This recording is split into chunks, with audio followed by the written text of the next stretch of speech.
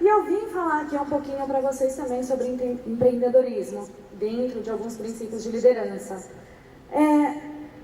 Mas pensando um pouco em como falar isso para vocês, eu queria trazer um tema para vocês, que é não seja coadjuvante. E esse tema tem me inspirado bastante na minha vida e eu quero mostrar isso para vocês. Porque para não ser coadjuvante, você precisa ter uma coisa muito importante. Você precisa ter energia.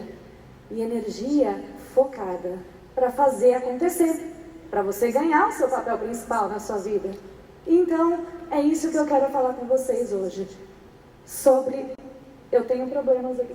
Consegui. Sobre focar a energia. Bom, para falar desse assunto e contar como esse tema ele tem me inspirado, eu trouxe para vocês uma coisa que eu sei que é uma coisa muito importante que pode mudar a vida de vocês. É sobre o meu regime. É verdade, é sobre o meu regime. Bom, há muitos anos atrás, mais ou menos uns 17 anos, eu tinha decidido que eu gostaria muito que as pessoas se aproximassem de mim, não pela minha aparência, mas sim por quem eu era. Mas de verdade, lá no fundo, eu entendi que eu tinha medo das pessoas. Eu tinha medo de estar aqui na frente, aqui no palco. Eu tinha medo de me sobressair. Eu tinha medo daquilo que as pessoas pensavam de mim. Eu tinha medo de incomodar as pessoas. E o que aconteceu? Eu comecei a pensar em como mudar isso e como eu ficar onde? Lá nos bastidores. Comecei a ficar lá atrás e não deixar ninguém se incomodar com a minha presença. Então eu resolvi engordar. Olha que meta legal! Uma meta bacana, que não agregava valor nenhum. Uma meta que não ajudava ninguém, nem a mim mesma. Só que eu estava tão empenhada em fazer essa meta acontecer, que eu de verdade levei quase 10 anos para chegar aos quase 80 quilos. Imagina isso, graças a Deus eu não estava tão empenhada, né? A minha energia não estava focada tanto nessa meta. Mas, com o descuido que eu tive comigo mesma, lógico que uma hora eu ia chegar lá, né? Durante todos esses anos, né, eu fui entendendo, eu fui aprendendo a me observar e entender um pouco desse medo que eu tinha. E aí tomei realmente a consciência de que eu estava sendo coadjuvante na minha própria vida. E que eu não estava tomando as rédeas do filme da minha vida. E eu comecei a estudar, eu comecei a conversar com as pessoas, eu comecei a crescer profissionalmente. Lógico que depois de um tempo, né, quando eu começava a ir bem no trabalho, opa, ó o meu pé no freio. Eu saía de novo e começava a ter resultados ruins. Mas durante esses estudos, e eu sempre gostei de estudar, eu comecei a ler sobre grandes pensadores, eu comecei a ler sobre personalidades e sobre empreendedores. E alguns deles me chamaram a atenção e eu quero contar de um deles para vocês. Esse daqui é o José Hermínio de Moraes. Alguém já ouviu falar dele? Ele é o fundador do Grupo Votorantim, né? Bom, José Hermínio de Moraes nasceu lá em 1900, ele estudou fora do Brasil, ele cursou engenharia na Escola de Minas, lá do Colorado. Na época era bem diferente fazer isso, né? Estudar fora do Brasil, nossa. Ele voltou para o Brasil e ele foi trabalhar numa indústria têxtil. Uma fábrica chamada Sociedade Anônima de Votorantim, que ficava lá no interior de São Paulo, né? Em Votorantim. Depois que ele começou a trabalhar lá, ele se casou com a filha do dono. Comprou ações da empresa e alguns anos depois ele assumiu o comando da empresa. Bom, aqui vale colocar um parênteses, gente. A gente acha assim, ok, ele casou com a filha do dono, né? E aí assumiu a empresa. A empresa, ela estava quase falida quando ele fez isso. O que ele fez depois que ele assumiu? Ele sonhou. Ele pegou a empresa e ele transformou hoje no que a gente conhece, que é o Grupo Votorantim, que hoje tem empresas que vai desde o mercado têxtil, a siderurgia, indústria química, petroquímica, cimento, papel e celulose e metais não ferrosos. É muita coisa, né? Muita coisa que ele conseguiu construir. Porque lá atrás ele teve um sonho. ele teve um sonho de crescer com o Brasil. Esse sempre foi o sonho dele. Ele queria ajudar no desenvolvimento do Brasil. Só que para fazer isso, ele tinha que estabelecer uma meta e colocar energia total para fazer acontecer. Uma coisa que me chamou a atenção dele é que, quando ele estava fazendo 70 anos, ele escreveu uma carta. Na época, ele era senador do Brasil e escreveu uma carta que vocês podem encontrar na internet, no memorial do Grupo Votorantim, inclusive. É muito bacana, leiam. Essa carta, ela fala sobre novos direcionamentos. E essa carta foi escrita em 1969. E ele dava direcionamentos para os filhos deles. O que eles precisariam fazer, o que era para ser planejado, qual é o direcionamento que a empresa precisava e como que eles deveriam fazer acontecer. Ele teve uma visão de futuro muito grande. Lá em 69, ele analisou o cenário e dizia na carta aonde eles podiam crescer. Eles podiam crescer mais em alumínio, zinco, níquel. Eles podiam crescer mais em cimento e em papel e celulose. Além de tudo que eles já tinham construído. E que ele falava aqui na carta que era importante não abandonar nenhum dos negócios, porque tudo foi construído com muito sacrifício.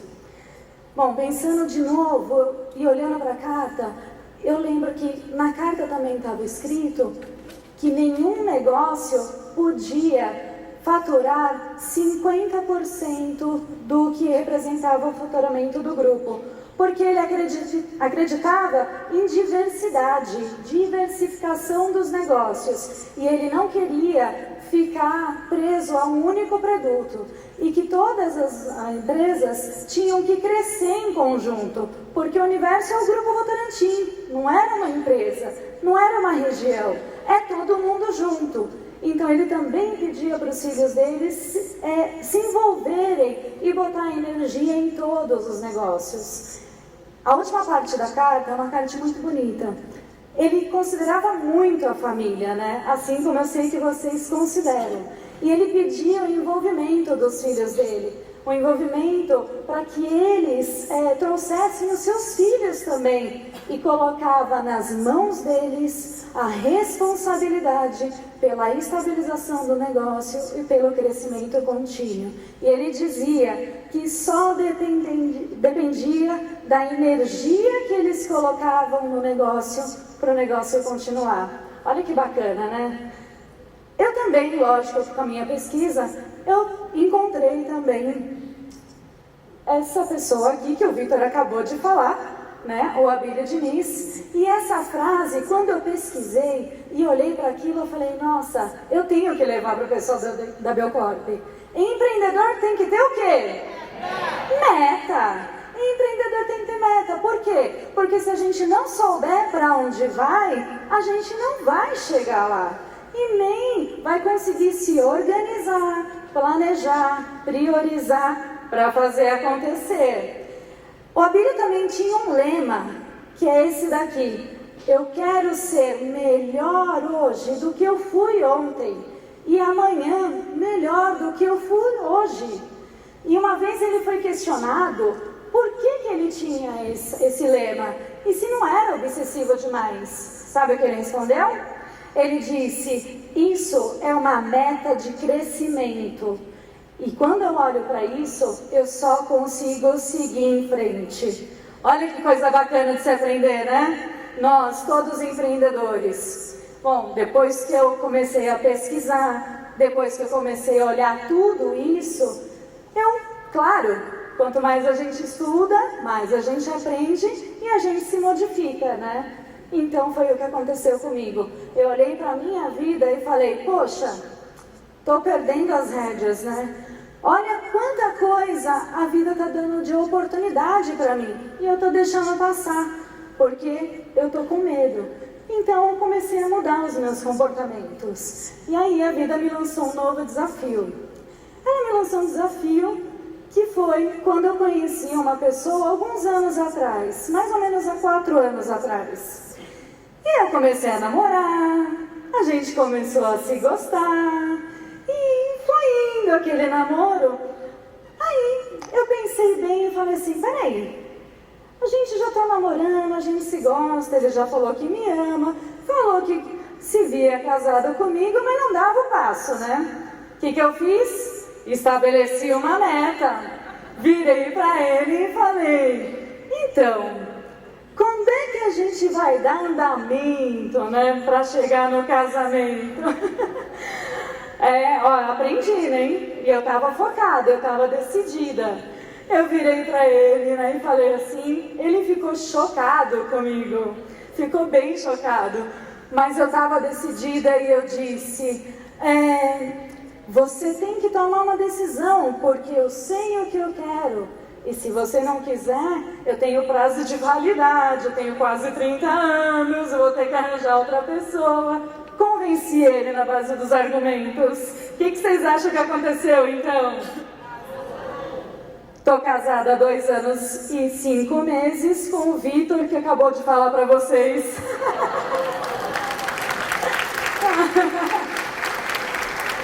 Estabeleça uma meta. Gente, estabeleceu uma meta, foi atrás. Você consegue ganhar agilidade se a meta for de valor, se ela for boa para todo mundo. E seja sempre firme nas suas ações e decisões. Eu trouxe aqui um vídeo que eu quero mostrar para vocês desse ator, que eu aprendi muito com ele. Já vi, né? Algumas pessoas já conhecem. Will Smith, ele fez A Procura da Felicidade, Eu Sou a Lenda, Mink, e ele ensinou muita coisa para mim, e eu quero compartilhar com vocês.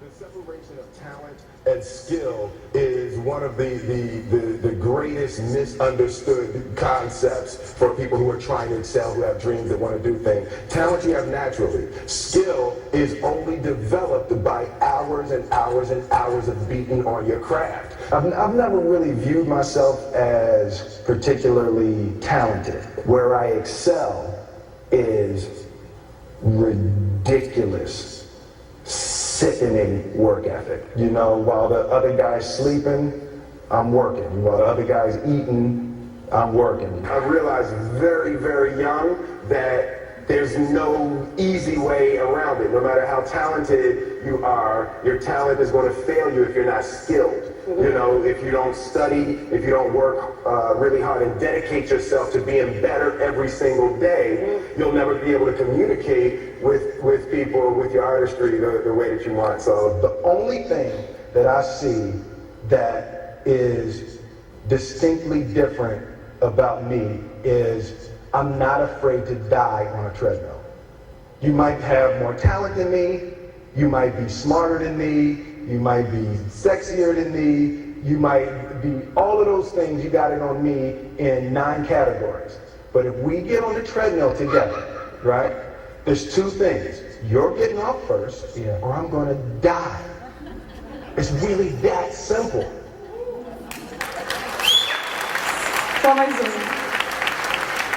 I realize that to have the level of success that I want to have, is difficult to spread it out and do multiple things. It takes such a desperate, obsessive focus. You really got to focus with all of your fiber and all of your heart and all of your creativity